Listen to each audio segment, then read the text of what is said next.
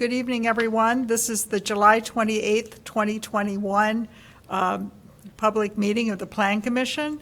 The zoning ordinance directs this body to hear applications for map amendments, text amendments, plan developments, as well as to make recommendations regarding the city's long-term plans.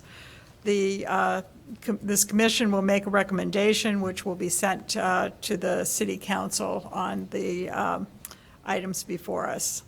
The first order of business is determination of a quorum. Will you call the roll, Ms. Jones? Commissioner Halleck? Commissioner Mchugh? Commissioner Johnson? Commissioner Rogers? Here. Commissioner Westerberg? Chair Lenoir? Here. Okay. Do you have a quorum? We have a quorum. So the next thing we need is a motion and a second to suspend the rules in order to conduct the meeting in a hybrid manner. I'll second. Okay. Call the roll. Commissioner Halleck? Yes. Commissioner Rogers? Yes. Commissioner Westerberg? Yes. Chair Lenoir? Yes.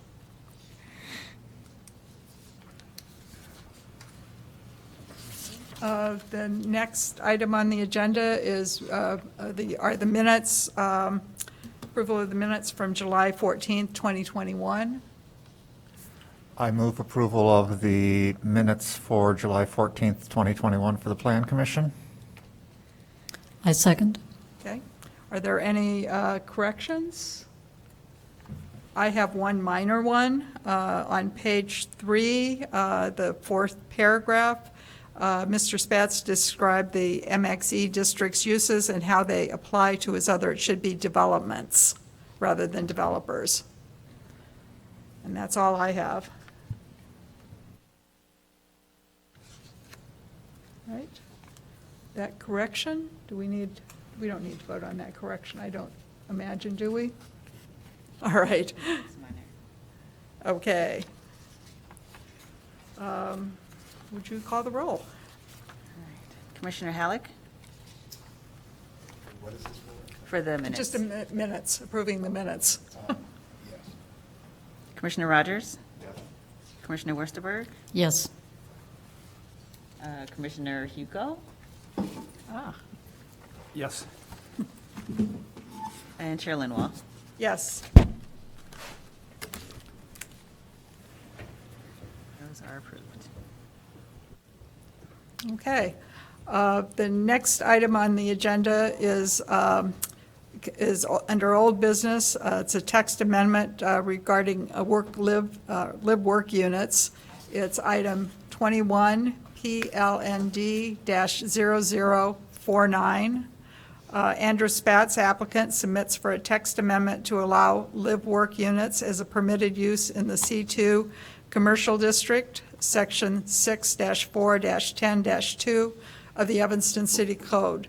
The City of Evanston also proposes text amendments to Title VI of the Evanston City Code to revise the definition of live-work unit, to add special regulations for live-work units, and to add live-work units as a permitted use within all residential, non-residential, and non-university zoning districts. And at the last meeting, we heard testimony and presentation, and the public testimony was closed at the last meeting. So I believe at this point we're dealing with it's under commission discussion. The staff revised the original draft text based on our recommendations, and I don't know if staff has a presentation that they want to go through in terms of the. No. Did the commission have any questions regarding the staff report or the changes that were made per the commission's direction?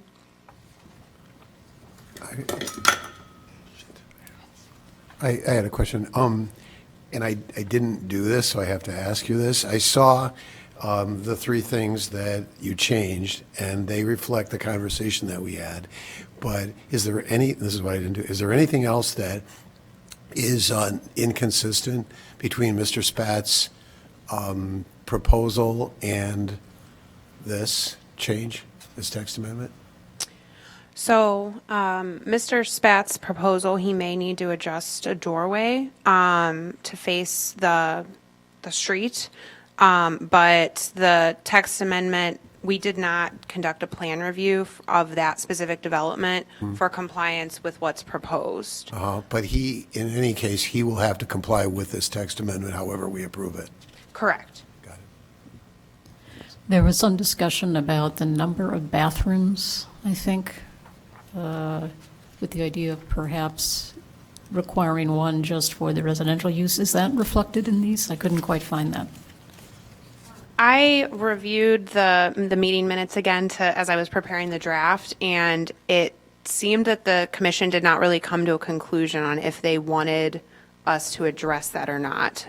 It was something that was discussed, but it was revisited a couple times, and then there was no decision to actually remove or adjust the definition or the requirements. It was referred to that was in the staff report, but the language wasn't asked to be changed. I can comment on that if it's appropriate. I've been in a situation with another municipality nearby where it was an issue with retail and how to accommodate retail in their city, which was going down. And one of the issues was bathrooms, and because they're very expensive to put in. And so I think that I personally would lean toward having one bathroom that both could use as opposed to requiring two only for the expense. Because in the testimony that I heard in this other situation from retailers, that they just said, this is so onerous. So just to throw that in. I think the other question that I have you had any conversations with Mr. Spatz about how these proposed regulations, really, would it make his other developments that he's built non-conforming? In most circumstances, it likely would from the design standards, but in effect, his use is going to be permitted by right now. He just may have issues with the conformance of the minimum area and where the door is located. However, the zoning code does have pretty clear non-conforming regulations, so he would not be required to go and change his developments like back in time. The use is permitted, but if he were to redevelop and sell in like 30, however, whatever his future plans are with redevelopment, they would need to comply with the new regulations, but we're not going to go back and make him adjust his floor plans for anything that's existing, if that answers your question.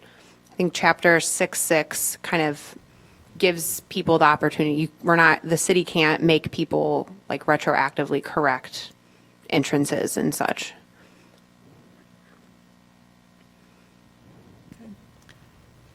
Well, I think Commissioner Mchugh, last time was, talking about, bathrooms as well. And I think there was some discussion about the use of, how these are used, where you have residential and you have, that's primarily residential, and then you have this kind of essentially flex space that's used for business purposes during business hours, and it may end up being used for living purposes at other times. So I think there are a couple of and I've kind of been going back and forth, but I think in the definition of live work, where we get to the last sentence in the definition, a live work unit shall not consist solely of the allowed non-residential activity and a sleeping unit without a kitchen, and I believe Commissioner Mchugh was suggesting also without a full bathroom as well. And I'm not sure, and I think it should read without a kitchen and a full bathroom for primary use by the occupant, which kind of gets around the issue of during business hours, an employee might use the kitchen or the restroom. So I would suggest that change. And then going down to item E on the dwelling unit size within a live-work unit. I guess, first of all, I'll go back with a question. Is there a particular reason that bathrooms are excluded in that calculation? So to speak to the bathroom debate and whether or not that should or should not be something cited in the definition of live-work unit, and then also what Commissioner Halleck had mentioned, if it is a smaller tenant space, it's much more like they would be required to have the bathroom in accordance with the building code requirements.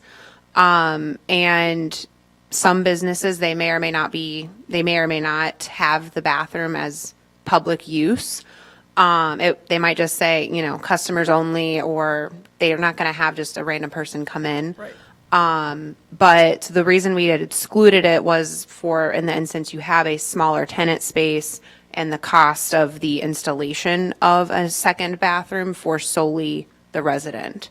We kind of were figuring that the building code would dictate the number of bathrooms if they're permitted, if they're only required to have one that's gender neutral, or if they're required to have multiple bathrooms, one for male and female bathrooms, whatever the requirements are in the building code would regulate that. So I think, I don't know, it seems there's a slight division on the Plan Commission on whether or not bathrooms should or should not be included, but you can always make a suggestion to amend on the floor. Right. Well, it's kind of where I was going. I'd suggest having number one maximum to read no more than 49% of the floor area of each live-work unit, and I would take out the excluding bathrooms, may be used or arranged or for designated residential purposes, which kind of gets into the whole discussion we had last time about the flex space that may or may not be used differently. So those were my own, oh yes, and I have one other suggestion. Looking at the overlay, the districts where these are allowed, I'm not sure that we need to include the hospital overlay district. I think that in all the other districts, I can see there being live-work units, but I don't think either of our hospitals are likely to. So that would be something I would suggest we delete as well. So, Commissioner Mchugh. I don't want to be known as the bathroom guy on this issue, but my confusion really came from the analysis that staff did in the sentence in the second paragraph of the background analysis, of the first paragraph, which says, well, you seem to imply that if you do not have a private bathroom, you're not considered a live-work unit. The area does not have a heating element and kitchen sink, or does not have a private bathroom not used by the customer during business hours, it would be considered not be considered a live-work unit. So therefore, if you had a bathroom that customers could use during business hours, and that was also going to serve as the bathroom for the live-work unit, it would not be considered a live-work unit. So that was what originally drove my comment about the need for two bathrooms.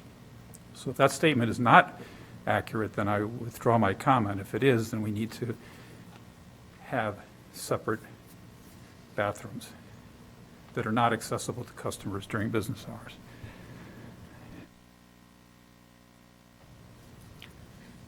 I mean, my view on this really is that depending on how the space is built will decide if I want to rent it or not. A business like mine, I mean, I work in marketing and graphic design, and so something like that, I may have a client in very, very rarely. So for me to have to pay or try to find a spot with a second bathroom doesn't necessarily make as much sense as somebody who is, let's just say, a CPA who's having people in from February through April, literally back to back to back all the time. So I think part of that bathroom argument will be decided by the people who are actually looking to use these spaces. as opposed to us trying to regulate how it's used. The market will decide on some of that. Is there any concern about making sure it's clear it's a full bathroom? Or does that need to be stated If for you're- for living I mean, purposes? I would think if you're living there, you would need a full bathroom. I would think. I would I would think the but building code dictates that. I'm just asking. All right. So you aren't just washing in your sink and. Right. And we've already said we can't have a sleeping unit without a kitchen. So I think you have to have, a full bathroom or however you want to word it, but I think that would be appropriate in the definition. I think the confusion, Commissioner Hugo, I apologize for this. I'm rereading that sentence you called out. The intent when that was being drafted was that you have to have both a kitchen and a bathroom that can be accessed by the resident. But then I think not used by the customer during business hours, that may have convoluted the intent of the sentence. So that was erroneous on my part. So I think the building code does require the bathroom, but the number of them is dictated by the building code. So is our primary concern whether or not there's a bathroom for just the person living there? Or do we want that person to be able to use that bathroom during off-business hours as well? I think, again, the size of the unit is going to dictate that from the commercial building code regardless. But are you wanting the residential space to have its own or to overlap? I'm fine with them overlapping, which I think is kind of the discussion we had. So the question is, how do we do the definition, and then, the maximum, the no more than 49%, which I'm good with. That makes sense. But my question is whether or not we need to exclude bathrooms at that point. Because, that's really kind of, the live-work unit has to have a bathroom and it has to have a kitchen. So I don't know why we're excluding bathrooms and not kitchens. So I would just take, I think I would try to simplify it and just say no more than 49% of the floor area of each live-work unit may be used or arranged, And again, I don't, I kind of went back and forth. Do we want to say exclusively or primarily or designated for residential, something that makes it clear that a little bit of flexibility is allowed, although I can't imagine the city's going to go in and be inspecting how people are living in or using their live-work units once they're there. I mean, I don't think we need to get into that. I mean, it's when a plan is presented, whatever you label the room, we're going to assume that's what the room is. If I use my dining room as my bedroom, or if I use my kitchen as, I guess that's not a lot of extra purposes in my kitchen, but if I use my dining room for a showroom for something I'm doing work-wise, I don't know that we're going to go in and police that. But at least when it's set up and the plans come in, it's identified, this is living space, this is other space. Yeah, that's why I was suggesting maybe we need to, maybe used or arranged for designated residential space. And then it's clear that in their plans, they've got to identify what's residential space. And I think the excluding the bathrooms was so that for those spaces where there is the one bathroom that they're allowing customers to use incidentally, and then they're also using for their own private use, it was to not penalize them for sharing it. So that was kind of the reasoning for excluding it from that little formula. All right, it just wasn't entirely clear. Understood, yes. Okay? Any other comments? The only other thing that I still would like us to see the I-1 and I-2 districts not a build by right, either to remove it or do something with it with a special use. I mean, when you have light manufacturing occurring literally right next door to someplace where someone is living, I don't know that we want to encourage that. So I would still like to see all of our industrial districts removed from the ordinance. Would you consider making the I-1 and I-2 a special use? I would be happy with that, because at least then there's some regulation over what's going in next to certain places, and sort of limiting that. Okay. All right. I would suggest, I don't know if we can do one big motion, or we should tackle the proposed changes to the text and then deal with the districts separately. It's two separate motions? Is that, all right? Someone like to make a motion, or should I? I'll take an attempt at it here. I think I've got all the notes. So in the matter, let me get back to my number here. In the matter 21 PLND 0049, I move that we recommend approval of the proposed ordinance with the change that in section E1 of, section 6413E1, that we add the word designated in front of residential in the last line. Okay. And did we want to add in the definition 618.3, sleeping unit without a kitchen and a full bathroom, or do we want to be silent on the bathrooms? I mean, I would move it forward without, since the Okay. bathroom is allowed, or the bathroom is It's gonna be dictated by required. building code. Okay, that's fine. So rather than muddy it and put it in twice, so that would be my motion to move this forward. Is there a second? I'll second. Okay. Would you call the roll on that one? Okay. Commissioner Halleck? Commissioner Hugo? Yes. Commissioner Rogers? Yes. Commissioner Westerberg? Yes. Chair Linwall? Yes. Right. That passes. So then Okay. I would further move in the same matter 21 PLND 0049, that in the districts in which live work is permitted, we remove I-1 and I-2 and make those special uses instead of a by right. And can we eliminate the hospital overlay? And eliminate the hospital districts as well. Okay. Would you call the roll? Commissioner Halleck? Commissioner Hugo? Yes. Commissioner Rogers? Yes. Commissioner Westerberg? Yes. Chair Linwall? Yes.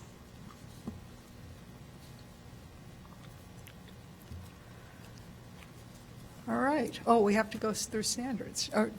We did go through standards. No, we did not.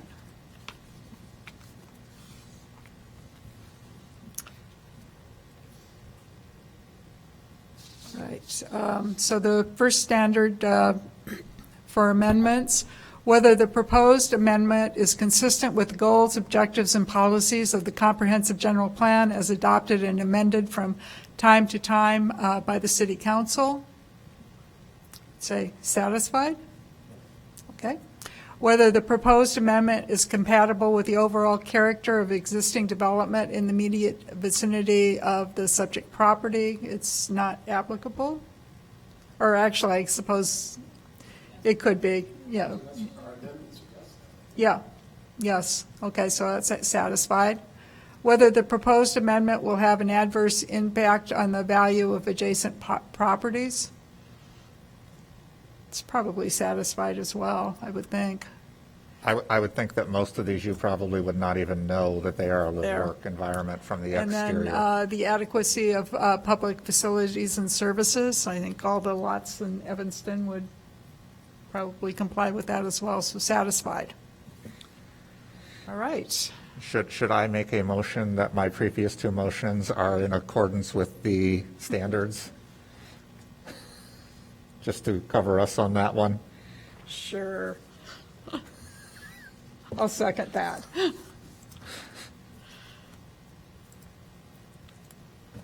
Okay.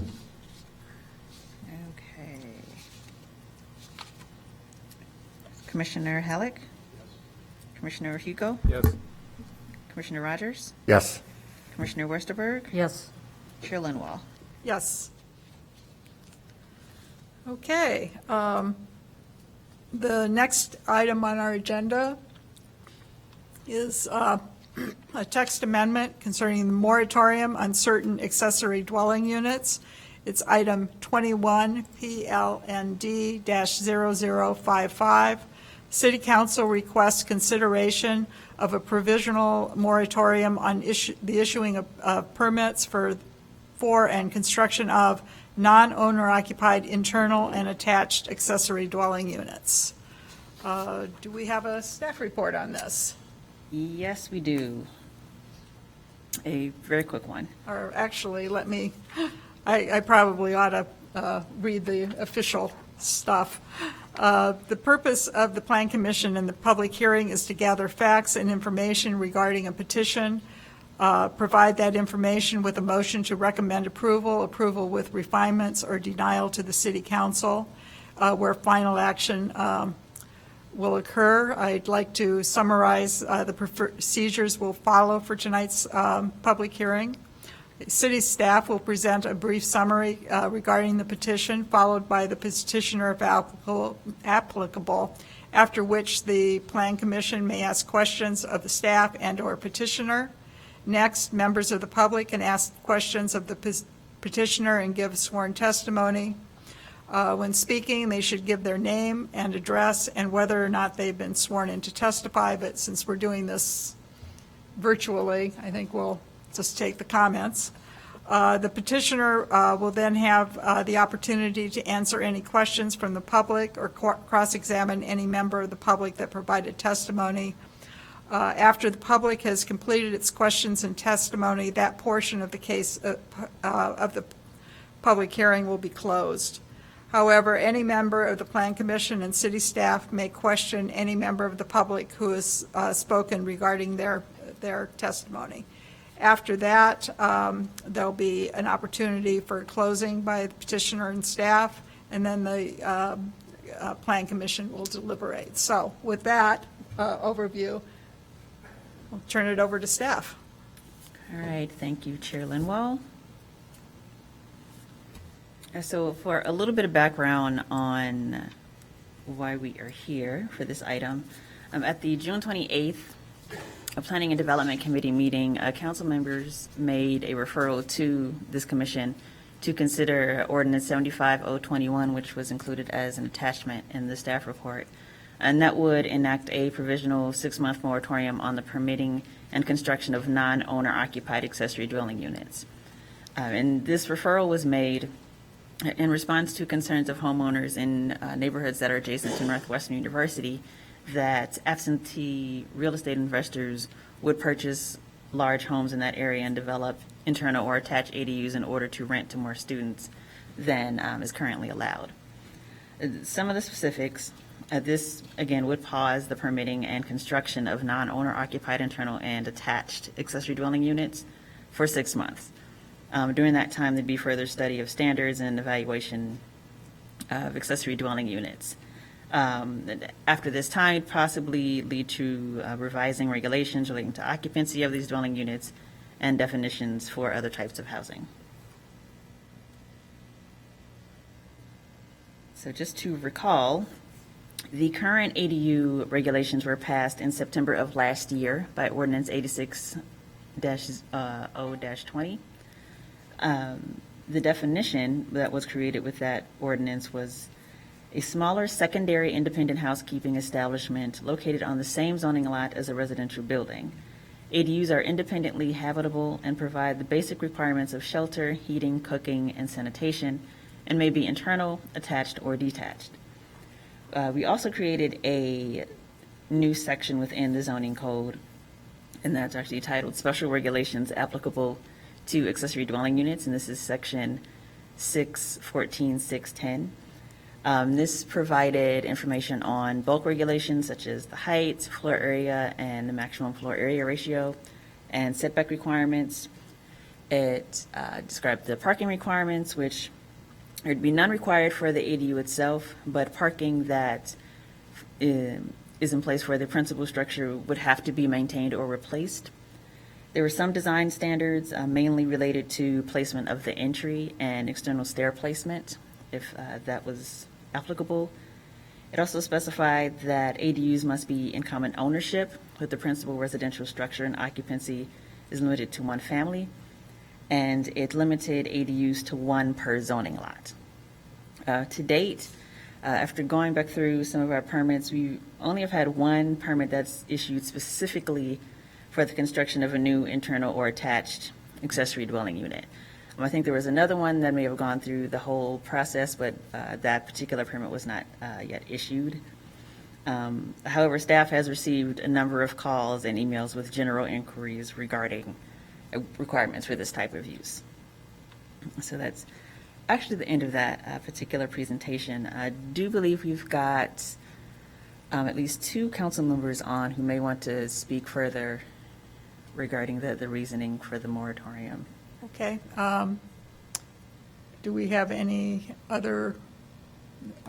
I think Councilmember Revelle, are you on the call?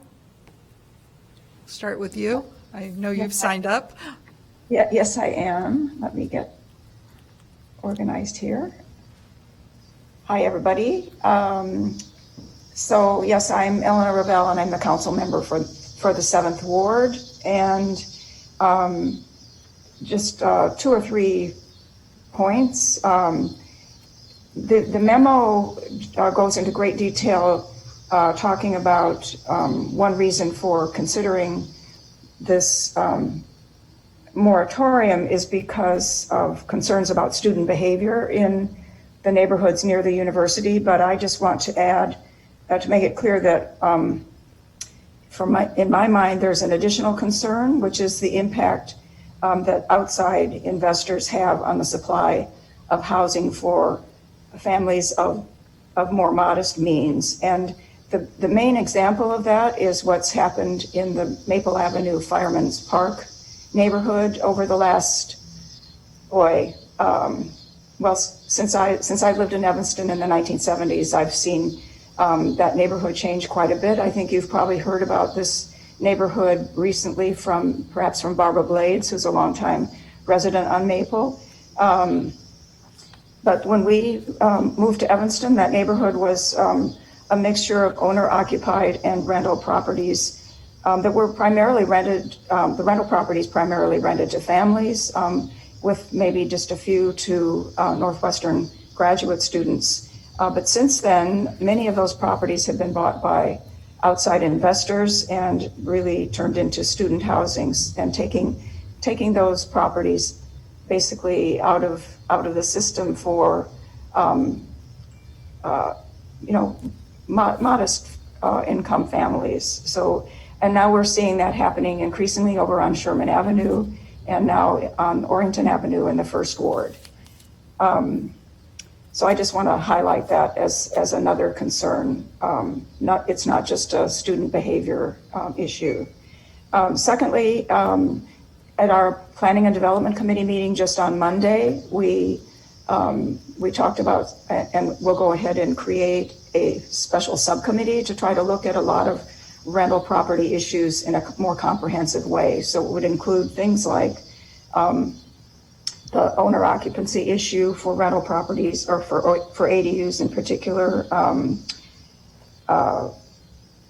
absentee landlord issues, over occupancy, rental licensing, nuisance the nuisance premises ordinance, which I think everybody agrees could use some revision. But so anyway, so it seems to me that this moratorium would be really important to have in place for the roughly 6 months that the subcommittee is going to be working to really look at all of these rental property issues in a more comprehensive, packed way. And thirdly, let's see.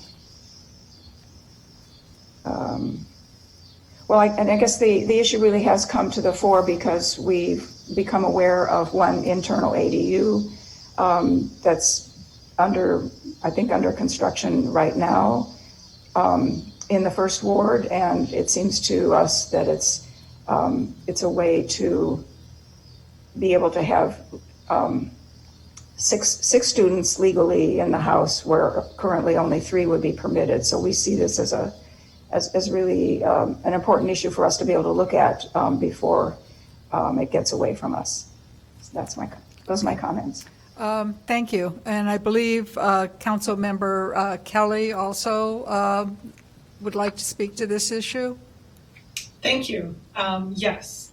So of course I concur with everything that my fellow council member Ravel just said. And I also want to state Representative Robin Gable also asked that I state that she is also in support of this, understanding how important it is that we really approach this in a thoughtful and measured way. So Robin Gable also supports this.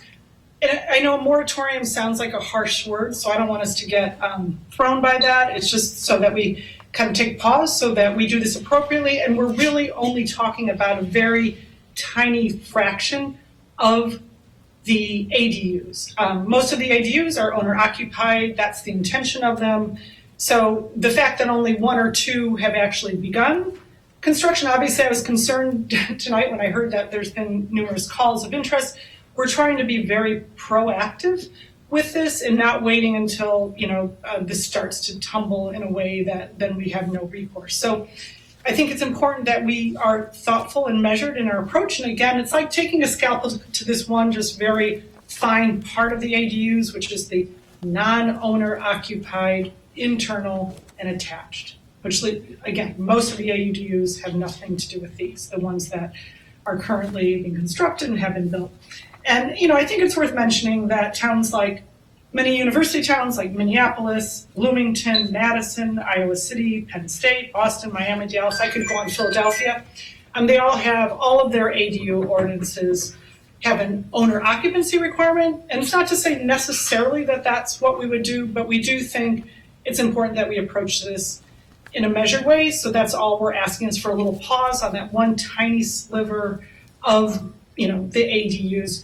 It's like a stop sign. We're seeing already some fallout, so we want to act right away, not wait until everything's gone completely in a way that would really undermine the intention of ADUs. So that's what we're asking for this. And as Councilmember Ravel pointed out, with this subcommittee, we would come together with a list of recommendations to address also affordability. This is about affordability, as well as preserving the integrity and protecting the integrity of our neighborhoods.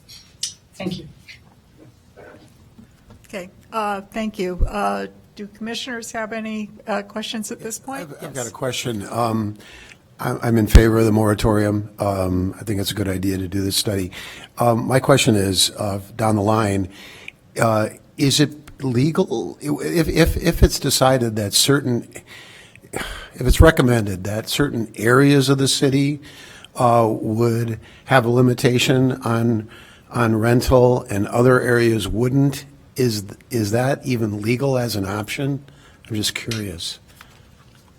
So I don't think we're necessarily, obviously the committee, we would be convening also with attorneys, so we wouldn't move forward on anything that would be, but I understand your question is just to know. So, the question would be whether we'd have potentially an owner occupancy requirement, and you're asking whether we could do that in just one section of our city? Is that? That's the question. That's the question, yeah. I don't. Right. It would be good to know that going into this study, I would think. Absolutely. I'm sorry, I can't answer that, but we would certainly look into that. Any other questions at this point before we go into public comment? Just a question for staff. It looks like Chicago had a larger proposal last year, and then it's been downgraded this year, or not downgraded, but limited slightly, so that they're going to have a kind of a test program through 2024. And They have a limit on no more than 2 properties in the same block, and only owner-occupied properties are eligible for the program to avoid a surge of investor-driven activity. Did you have a chance to talk with anyone from Chicago on that and to understand their reasoning on it? No, but we will certainly, because I do understand. I understand spacing. We do. I think personally, I think we do have to have more. We have to include spacing with regard to some of this. The same with like rooming houses and student housing, so that we don't have whole blocks become essentially student housing, but also whole blocks in other neighborhoods as well becoming, community houses or whatever they might become. So no, I haven't, but I do appreciate that Chicago has been quite measured in their approach to ADU. They didn't just say ADUs, and that's kind of what we've done here in Evanston. So I do think we should I think it's great we move forward. I think everybody, I think my colleagues, Ravel and Burns, we like the concept of ADU very much. We don't want to see it undermined just because we haven't put in the appropriate regulations and restrictions. But absolutely, thank you. We will consult with those from Chicago. Comment on that.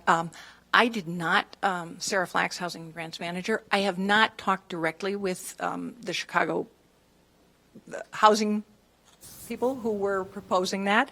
It wasn't their recommendation. It was a compromise because they weren't going to get anything approved. I do know there are communities, including Boulder, Colorado, which had the limits to how many could be on what block and things like that, and they got rid of it because one of the things that happened is nobody could control anything. One person had an ADU and then nobody else could get it, and it stopped everything. And even though people can say that an owner occupancy requirement of internal ADUs won't slow the development of ADUs by people who are owner occupants, that isn't true according to the literature, including that from AARP, because one of the things that happens is how is owner occupancy established? And there are a lot of questions about that. And the other thing is, say I have the best intentions, I'm an owner occupant, and I have my ADU and I rent it out, and then I get a job change or something happens in my life and I want to move, or I have to move, but I don't want to sell my home. Well, then you're in a real mess because you can't continue to rent it according to our regulations. And the other thing is financing does not like it. And so it makes it very difficult for people to get financing because the banks don't like that limitation in order to finance things. So I think that we're understating the impact that it would have on the development of ADUs. Can I say something? I think all the things that you're mentioning are going to be studied. I hate the word moratorium, frankly, too, but I think further study is really what we're talking about. And those things are really important. And I don't know how we're going to feel at the end of this study based on all the facts that come out and all the research that comes out. But I think it's all on the table. Suggest that the lack of speed of development of ADUs suggests that we don't really have a tsunami of ADUs that are going to take over the world. I just don't think that's happening. Commissioner Mchugh. Just a question for either of the two council members. They're thinking in terms of why a development of a rental licensing program or a increase in housing violation fees would not be perhaps sufficient or enough of a deterrence to address the nuisance issue and the student housing issue. Just their thoughts on that.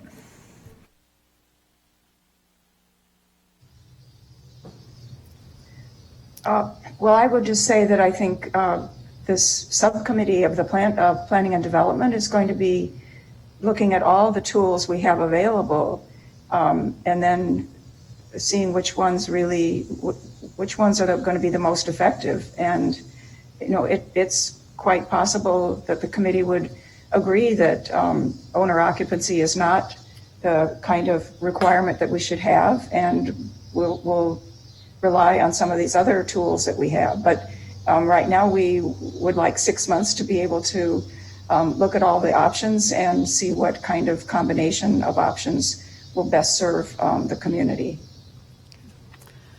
All right. I'd just like to clarify that what is under consideration is a moratorium that only affects the new internal and attached non-owner-occupied accessory dwellings, which means that other applications for accessory dwelling units by owner-occupants can proceed as normal under the current set of regulations. Is that correct? Yes, that's correct. Okay. It's a very fine, again, as they pointed Right. out, it's only one or two. So absolutely, this is a very limited number, and that's why it's important that we act now, because of concerns already that we've seen Okay. with the first. And we have a city attorney present, so you'd like to comment on that? And I guess I'll ask the other question. I also wanted to confirm that an investor or rental property owner who wants to build a detached accessory dwelling unit, that would also currently be permitted. That's not addressed in the moratorium. Those, I believe that's correct. okay, thank you. Just wanted to clarify that for the public. So I think at this point, I'd like to open this up for public comment. Do we have? I guess if we have at least one person in the room. Mary, would you like to come up and introduce yourself? And my name is Mary Singh. I live at 1711 Hinman Avenue, in a block that apparently is threatened by this additional units inside a house on our block. What I am concerned about is people who've come to this town and maybe not just come, but have lived perhaps in another one of the districts and have moved into an R1 district, believing that on either side of them there was a single-family dwelling, and now may find that instead of a single-family dwelling, there's a building that has units for 6, 7, 8 more students than that. It really changes a lot, the way you live your life. We live between two houses, and if the family in one house is noisy, you just call the parents and say, listen, can you quiet it down a little bit, at least after 10 o'clock? They always comply because they want to be good neighbors. But if you call a house that is not owner-occupied but is occupied by a half dozen students, what difference does it make to them what you think of them? Because they're going to be gone, and you hopefully will stay. I mean, it's a great block that I live on, and I'd like to continue to enjoy it. But more so, I would like the other people, the younger people on the block, to enjoy it. I support Alderman Kelly and Alderman Revelle. Thank you. all right, thank you. And I also, it was a little remiss to remind people to try to keep your comments to 2 minutes. That's kind of the council rules. I think you did, Mary, so thank you. Ms. Jones, do you have hands raised that would like to speak? Yes, right now I've got Robbiesenbach. Thank you. Yes, I'm Robbiesenbach, Ordinance Avenue. I support this proposal. I believe is a measured response and one piece of an overall puzzle of measures designed to take a more thoughtful, comprehensive approach to the issues that Ward 1 and the city itself is facing, especially from absentee landlords and off-campus student housing. And while it appears to be true that there haven't been many requests or implementations of these types of ADUs, that also, on the flip side, speaks to the limited impact that this temporary pause will have right now. So it seems worth it to pause things, take a breath for 6 months. That won't create an unreasonable burden on people while all the possible impacts of the measure can be studied. Thank you.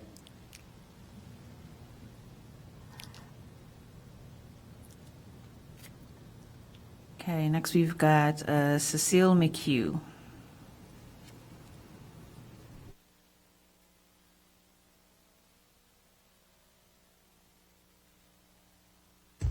Sorry about that. The unmute was off the screen. Sorry for the delay.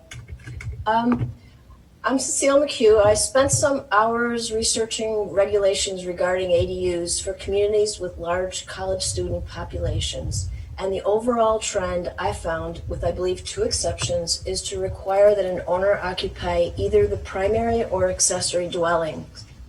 Communities that require an owner to live on a lot with an ADU include Ann Arbor. I confirmed there was some report that they've changed that, but I don't see that anywhere on their site as recently as February 2021 updates. Going on, including Ann Arbor, Bloomington, Indiana, Madison, Wisconsin, Iowa City, Penn State's community, Minneapolis, Boston, Miami, Dallas, and Philadelphia. Ann Arbor ADU documentation explains why. Quote, why is the owner occupancy requirement included? An advantage of the requirement for a property owner is to have their primary residence on the parcel, is to increase the likelihood that the property will be well managed and properly cared for. This requirement happens to say will eliminate the possibility of converting the units to short-term rentals and is expected to reduce the likelihood of loud activities that affect surrounding neighbors, end quote. Chicago has a pilot program for ADUs currently, limiting ADUs to 5 areas and will require owner occupancy in 3 of these 5 areas. Bloomington, Indiana, a community that already required that an owner live on a lot with an ADU, passed amendments to their ADU ordinance limiting ADUs in very significant ways not limited before. Quote, in the interest of providing further protections for single-family zoning districts, end quote. Quote, the goal of limiting the number of ADUs is to allow the city to have a better understanding of the impact of ADUs on a neighborhood and to determine any unintended consequences, end quote. Obviously, Bloomington, Indiana found from experience that there were unintended consequences that required that they have more stringent regulations for ADUs in addition to requiring that an owner live on a lot with an ADU.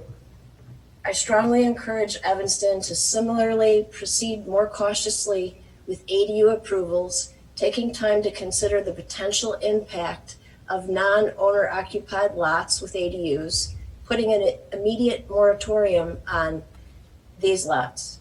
Perhaps the city of Evanston should talk to the city of Bloomington, Indiana, and to the city of Chicago regarding their thoughts and findings. I agree with Councilmember Revelle that this is not just a student behavior issue. There seems to me to be a lot of issues related to ADUs, especially if combined with the ability to have more than 3 unrelated people. Sarah Flax, I believe, said that there has not been a tsunami of ADUs, and I believe that that's the case because a 3-person rule is not currently enforced. So why would absentee landlords bother to create an ADU if they could just pack the students in the building, without doing so? And if the 3-person rule were to stand and be enforced, I think you would see a tsunami of ADUs. So I wish we could get this all addressed in one package because it's so hard to work on one without considering the other. Thank you for your time.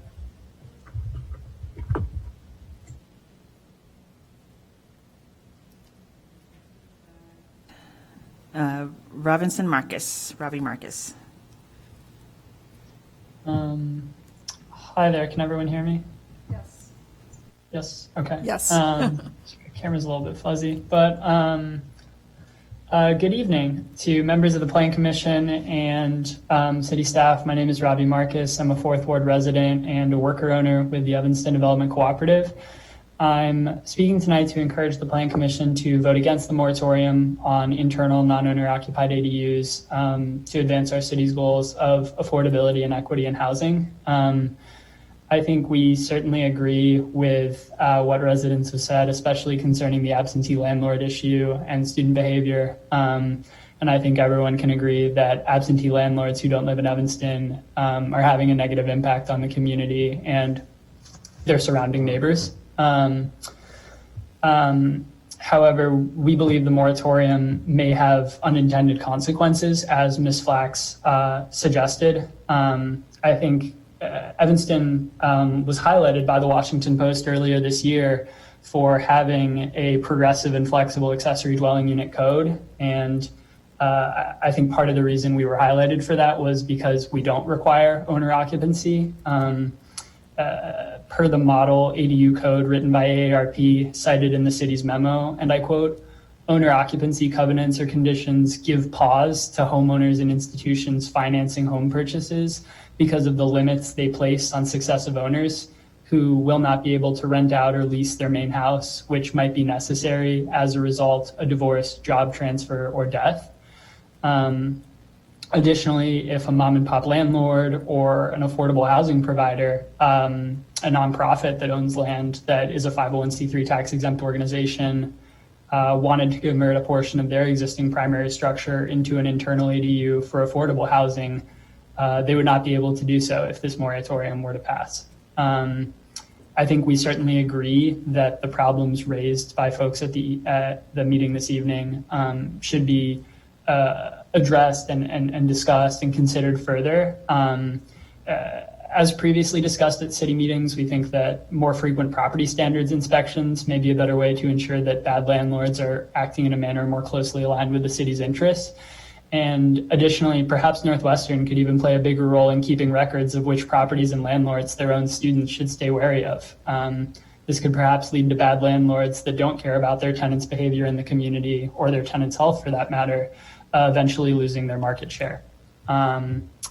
So we realize that ADUs won't single-handedly address our city's housing affordability needs, but they are a critical tool in a broader, diverse set of policy solutions that can collectively advance the human right to safe and affordable shelter in our city. We respectfully encourage the Plan Commission to vote no on the moratorium this evening. Thank you.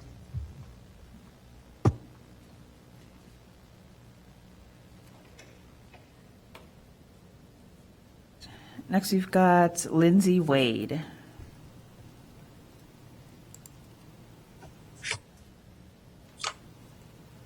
Hi, everybody. I'm Lindsay Wade, and I live in Evanston's 5th Ward. I'm a case manager at Connections for the Homeless, and I'm representing Joining Forces tonight. And I'd like to inform the Plan Commission and the city staff that we oppose the moratorium on accessory dwellings because it limits the number of affordable housing opportunities in Evanston. I don't think that those in favor of the moratorium realize the impact that it has on the communities outside of their immediate neighborhoods. There are families across the city in accessory dwellings who are able to raise their standard of living without the price tag due to having more room in these accessory dwelling units. I think that what we need to do in order to maintain the safety of these units is hold landlords more accountable to the upkeep of their properties and to utilize our city inspectors to enforce codes and regulations. Thank you. Thank you. And who is next? All right, next we've got Jim.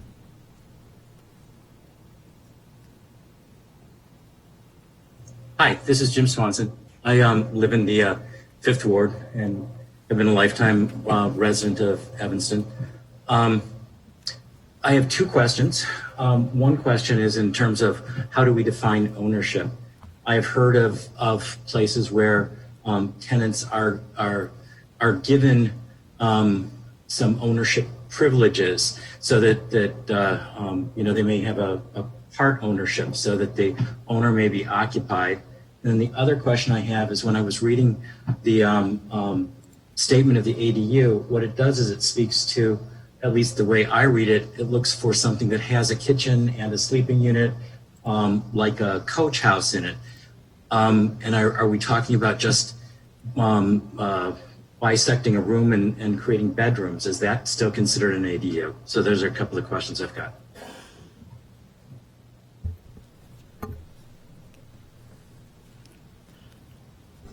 Well, to, I guess, answer the first question, I don't know that we explicitly define ownership, at least not within the zoning code, and that can be an issue. You may have a person who's a property owner, there could be some kind of estate or some other kind of land entitlement that's associated with that. So I don't believe, and I'm looking through our definitions now, that that's explicitly defined.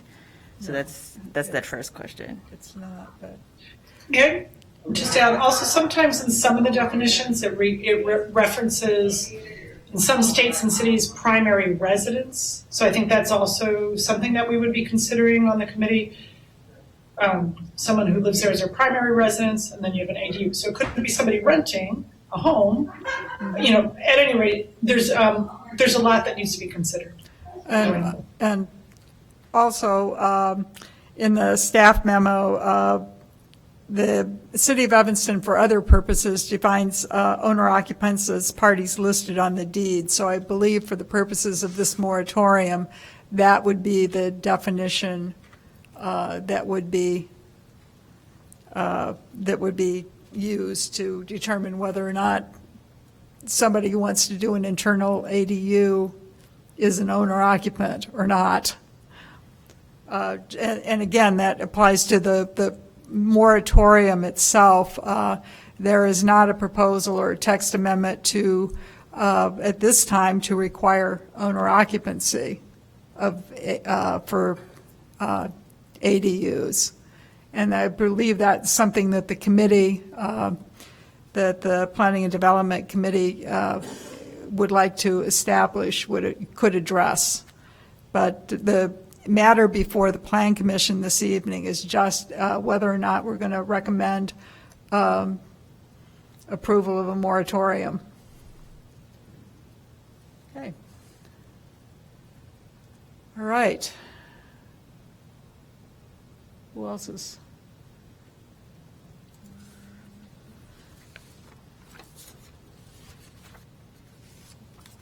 That looks like that is it. I signed up. I'm Bonnie Wilson, and I signed up to speak. Can I go ahead? Yes. I'm Bonnie Wilson. I live in the First Ward, and I'm here to oppose the moratorium on the non-owner occupied ADUs. I'm going to give you some examples of how the moratorium will hurt homeowners. For example, the owner would like to rent their home to their children and build more space for their growing family or have room for a nanny. So the children are renting, but it's not owned by them, it's owned by their parents. If a professor at Northwestern wants to leave for a year to go on sabbatical and wants to rent out some of the rooms and build rooms in the lower part of their home, as they do not want to rent out their own bedrooms, as everyone knows, the real estate taxes are high in Evanston. This way, the owner can rent parts of the home and get some income to pay his real estate taxes. The city of Evanston cannot be in a position to dictate how owners can or cannot do with the home they own. There can be unforeseen circumstances on why an owner has to leave their house for a year or more, but wants to rent his home for a year and wants to build the ADU to rent parts of the house. I know of a situation where a buyer bought a home that needed complete renovation and is now renting the home and put in an ADU to have more affordable housing available in Evanston. This owner is now paying more in real estate taxes because they had to take out a permit from the city to renovate the house, and now the assessor has increased their assessments. We face enough challenges in our housing market. Please do not add to it. Please vote no on this proposal to oppose a moratorium on non-owner occupied ADUs. Thank you. Okay, thank you. Do we have anyone else? Whoop. Yes. All right. Hi, my name's Karen Singh. I'm in the First Ward. And it seems so responsible to me to have a moratorium, because even just in this discussion, a lot of questions are coming up. Like, what are the things we haven't figured out in terms of the guidelines for the ADU or the rules for the ADU? What are the things we haven't come up with in terms of the people in the houses? So it seems like let's give ourselves time to think about those things, figure out good answers, talk about how ownership is determined. And it's not that, it seems like everyone wants to be really responsible and not saddle someone with a tax bill they can't afford. It's just 6 months to figure out the right way to do this. So that is what I have to say. Thank you. All right, thank you. All right, with that, that concludes public comment, so we'll open it up for commissioners. Yeah, I just want to follow up on that because that is the issue here. We're doing more intense study. This is a complicated issue. I think the longer we talk about this, the more complicated we realize it is. And the reason I asked the question about can we do something in one area and not in another, because I agree with the other woman here that talked about single-family homes. If you're buying in a single-family, I'm speaking personally, I have a house, and I am very concerned about who lives next to me, and I would not be happy with 6 people or whatever living in the house next to me. So I think it's this is going to be surgical. I think it's we allow ADUs in I don't know if it's R2 or R3, whatever, but areas that already have multifamily housing. And not in R1 districts. I'm just saying that that's something that probably should be discussed. And as far as the problems that are, we haven't really talked about this tonight, but enforcement, and how the city does that is always going to be a big issue here. Even if we separate it now and we don't allow this in single family areas, but it's still, wherever we allow it, enforcement's going to be a big issue. So, any other? I just want to say I do think ADUs are a great potential source of additional housing for the city, and I do think that we can hopefully we can move forward with those. As you read the literature, there are different communities that handle it in different ways. And, one of the arguments for the moratorium is just to make sure Evanston has time to work on its own definitions and its own clarifications that make sense for the city. I can understand the arguments for letting non-occupants be able to own these buildings, but I can also understand the concerns with them. But again, this is a vote not on whether we will allow, owner occupancy or not. This is simply to allow for further study of the issues related to that. And it does not prevent owner-occupied properties from moving forward with ADUs. I want to make sure that's correct. Yes, okay. That's correct. Any other comments? Or a moment? What? Sorry, I just wanted to add that although I understand that this is more of whether or not we should have a 6-month pause so that the city can conduct a study, I do want to point out that is 6 more months. Somebody might be on the street or have to double up or remain in an abusive home situation or something to a similar effect. And I don't think that the city has discussed enough exactly what they would study or considered whether it would even be worth the cost to conduct a study just to come up with the same results that we've already discussed and pointed out tonight.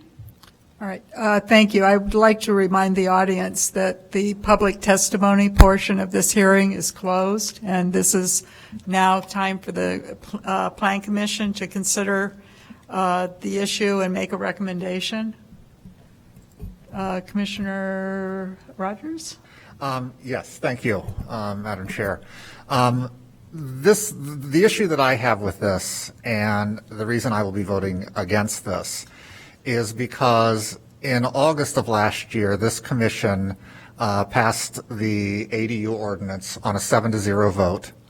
And subsequently, it was approved by council on a unanimous vote. 2 aldermen were not present at the time. And in looking through, the way that we make decisions is based on our standards. And so my question is, which standards have changed that require us to take a step back from this, so that we can focus in on those sorts of things? I mean, if city council is entirely within their right to impose a moratorium, that's entirely their authority, and we're a recommending body anyway. But I think that if we're going to hold true to having to look at things through the lens of standards, I would like to know what standards have changed, because I'm seeing a number of things in the recitals for the draft ordinance that I just don't know to be true, and I don't know if anyone knows these to be true, that there's a surge of construction activity and renovations to single-family homes, specifically with bathrooms and bedrooms. We've heard from staff that there has been 1 property, possibly 2 properties that have changed. That these are being amplified in neighborhoods around Northwestern. Again, what documentation is anyone bringing to us to show us that this is happening in Northwestern's area, and that these are being used to create specifically student housing? There's a number of recitations in here that I don't see any proof for. And so if you're asking me to make a decision on those sorts of things, I would hope that there would be some proof, because I'm not seeing anything presented by staff telling me that there is anything that's out of the ordinary here. I was here a year ago, and I remember the discussion vaguely, and I don't remember a lot of these issues even coming up. So in terms of the standards are, in my opinion, very general. And so I think that there's just so much information that's been added to the conversation recently that should be taken into consideration. That's all. I don't think there's any, look, we sit here month after month after month and sometimes discuss the same things over and over again. So I'm not crazy about doing that again, but this is a very important issue, and I think that there's information that's coming forth that we did not discuss last time. It wasn't even brought up. So, you have anything, Commissioner Hugo? I'm going to oppose the moratorium. I think Commissioner Rogers raised one issue, but I think for me the underlying one of the philosophical goals we're trying to achieve with this, Commissioner Halleck, when we reviewed this a year ago, was to allow people to, let's say, retire in place, to build the ADU, move to the ADU, and then lease out their home to have a supplemental source of income. A big driver, from what I recall, was the providing more affordable housing to non-owner occupants. So for me, eliminating the ability to rent to non-owners, it kind of defeats a big chunk of what we wanted to achieve with ADUs. And so I don't think that's a good idea. We should allow non-owner occupied occupancy of ADUs, internal and external. However, I am sympathetic to the concerns that the residents around Northwestern have articulated, and I do think there's a lot of other mechanisms we can use to address those issues that doesn't require prohibiting non-owner occupied ADUs. And then finally, the various issues that are raised in the staff memo on titling and deeding and who's an owner occupant and all that kind of stuff. It just makes compliance very difficult. So I would support not supporting the moratorium. I think I'll go ahead next. I also agree that we should not prohibit, or we should not require owner occupancy for, to build an ADU. And frankly, I support the ADU ordinance. However, what the issue, and really a lot in the recent discussions on definition of family and occupancy of residential units, raised a whole series of issues that I think we can all agree have very little to do with the zoning ordinance and application of zoning, but have a great deal to do with the ability, with how neighborhoods function and how people can enjoy neighborhoods. So it kind of goes back to the comprehensive plan and preserving quality neighborhoods. And there are a lot of issues that were raised, the nuisance premises ordinances, rental licensing or rental registration, that are not within the purview of the Plan Commission, but are very much within the purview of the City Council. And I think, as Commissioner Halleck was saying, a lot of these issues have come up more recently. They're complicated and they're all interrelated. And I think that allowing the 6-month moratorium to allow consideration of all of these issues is appropriate. So I will be voting in favor. Commissioner Halleck, did you have anything more to add? Would someone like to make a? Just one more thing. In August of last year, that we had the initial motion to approve of the ADU amendment, and then we ended up making a few revisions based on discussions, and they included limiting the residency of the ADU to a single family, and then requiring common ownership of the ADU and the principal property.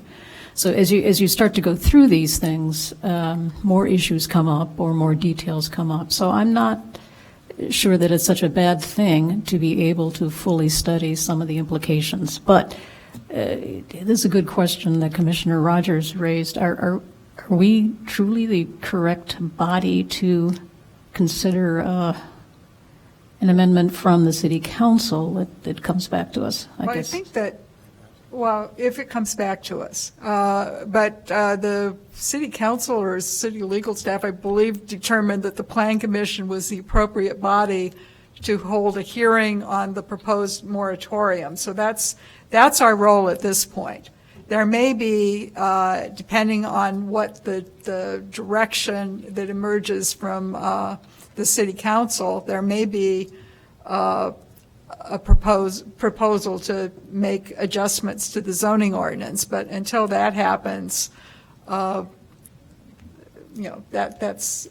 not within our purview at this point, is my understanding. Am I correct? Yes, that's correct. All right. So I think at this point we need a motion of some sort.